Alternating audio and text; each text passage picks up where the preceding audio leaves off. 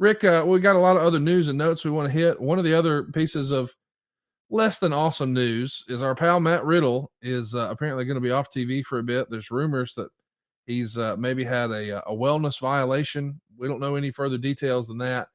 But I think a lot of people take a look at a guy like Matt Riddle and think, man, WWE was pushing him to the freaking moon. Yeah. What did that look like for him? And is this going to be a major setback, do you think, or is this something he can overcome? Guys like Randy Orton have had a similar circumstance and they overcame. So is Roman Reigns and they overcame.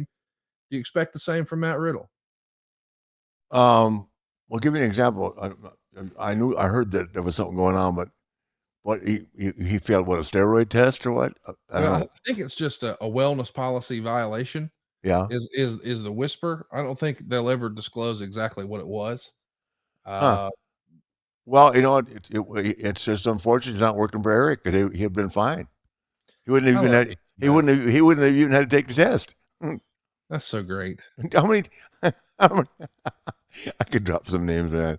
I could recruit a bunch of people. Well, there's a pretty famous story out there about Scott Steiner when WWE wanted to test him, and they said, "Hey, we need you to take a drug test," and he said, "Cool, send a limo and make sure Hunter's in it, and we'll go together." Yeah, And of absolutely. course, that didn't happen. Yeah. And that brings up an interesting topic. You've mentioned it before, and I've talked to a lot of wrestlers about this, and it feels like it's almost universal across the board. Do you think there should be steroid testing in wrestling? Yes. Really? Yeah. Only because in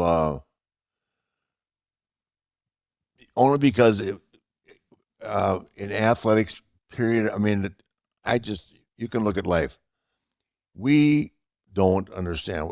I guess when you're older, you do, but I still back then when you're going so fast, the word moderation is a very difficult word for any of us to get our head wrapped around. That makes sense. Yes.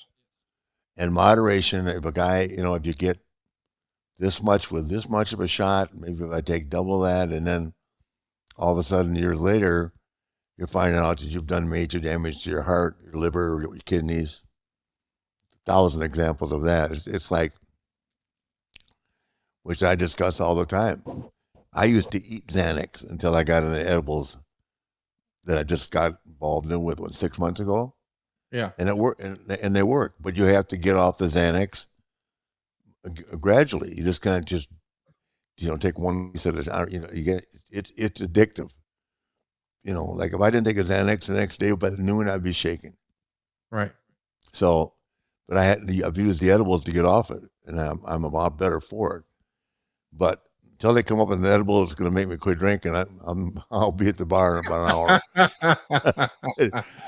Erectile dysfunction drinking. I'm going to keep right on working with that shit. I don't know why, but that tickles me.